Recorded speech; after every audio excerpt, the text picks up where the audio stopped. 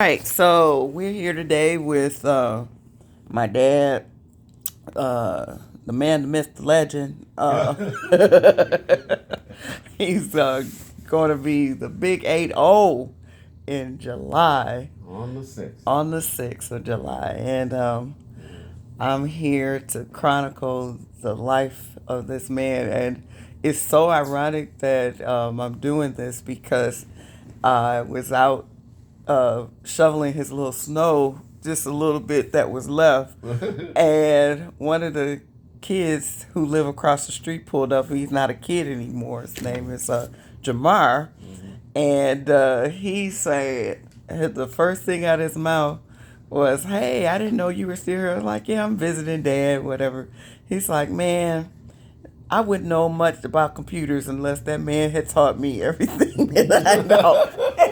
And it just set me on my journey that I know I'm doing what I'm supposed to do Yeah. because his life, his legacy is that of serving, and he has mentored so many men. And so this book is going to be a montage. It's going to be his life, his marriage, his the going through death, going through changes, baking, cooking, passions, raising kids. It's just going to be a nice montage. And the most important thing we're going to put in there is some comments, commentary. Sometimes I read commentaries in the Bible, and I'm just like, wow, where did they get that from? And so one of my favorites is Dr. David Paulson, and so I let Dad hear him. He's like, "Hey, that guy's good." So I know he's good. My dad likes him, so I just wanted to get his take on. We're just gonna walk through the Bible, We are? and yeah, we're Okay. gonna just do a small synapse of each chapter. So today we just Really? yeah, we just do a little bit of what you think a lot of people get wrong, and I don't you know know, about that. well, I mean, I I know don't know stuff about a that lot you of told people. me, Yeah. like Genesis, Yeah. when people always run that apple around. You were the first one that told us about that. Yeah. Or just your whatever your highlights of, the Bible, that chapter would be Yeah. for you. Because I know Genesis has a lot of, Yeah. it's Quite a just bit. all of the genealogy and, how it can absolutely trace Jesus' line all the way Right. back and Yeah. everything. So, just nothing exhaustive or whatever, just whatever Holy Spirit leads you to say for that. So today, January 23rd, 24th, we're at the 23rd, absolutely. And so this is our first meeting, and we're going to go with this. And uh, so, Dad, how about your childhood? Let's start there since this is going to be the beginning. Well, you know something? I told someone, I said, where you have like big chapter uh, markings in a book? Yes. I think my life, it seems like all my chapters uh, are, are wars. Okay. Uh, and you'll see as I go along. Obviously, I'm a war baby because I was born in 1943, Okay.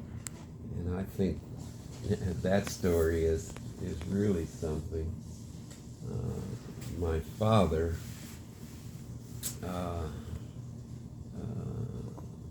lived in a town called Baldwin, Michigan, which is north of Grand Rapids, White Cloud, up going towards Ludington, up west, going up that way. And it's a small town, very small town. It's a village In Michigan. in Michigan. And he was, from what I understand, he was adopted by my grandfather after his father had killed his mother, and the family was broken up, and the kids were, well, we don't know what happened to all of them, but he had a twin.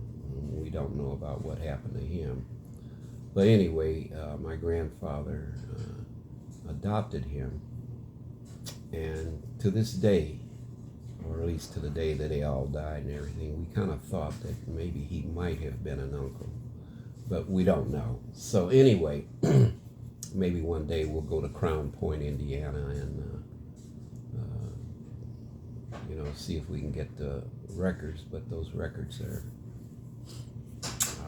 in boxes, so you'd have to hire somebody to go through them all and all of that, and it's more expensive than I wanted to get with. So at that point, so I don't know, we'll see. But anyway, he grew up there in Baldwin, Michigan, and the war broke out. Incidentally, my grandfather was the very first Negro in town to buy property in that town, and he had to get a white man to buy it. Wow. Wow. Yeah. And when he came into yeah. town, Okay. there was a family that was so vehement, against him, called the Bradfords, and they almost tried to run him out of town, but he stayed there. So at any rate, he lived Now this there. was My grandfather. your grandfather. Okay. Yeah. So that's how he got to Baldwin. I Okay. don't know why he came up there from Indiana. I don't know. We think he was working on the railroad. Okay. Know. But when I knew him, he was working for a lumber company there in town. So Baldwin Lumber. At any rate, the war broke out. World War II broke out, and my father got drafted, and he came down to stay with my godmother, Anna Ball, in Muskegon, Michigan, because there was obviously, they had to come to some big city to be processed. And meanwhile, my mother, her father, they lived in Vicksburg, Mississippi, or outside of there, and he like a lot of Southerners at that time, came up north or west or wherever to get a job because of the war. Factories, were hiring. So he came up to Muskegon with his family, and got a job with General Dynamics.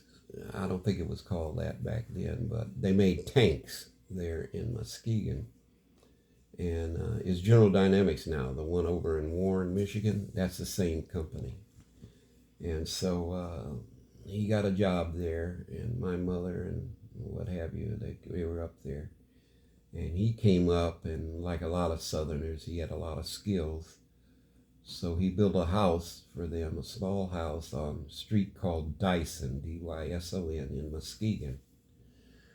So anyway, my father was with my godmother, and went to church with her. And lo and behold, my mother was an usher at the church. And that was the beginning.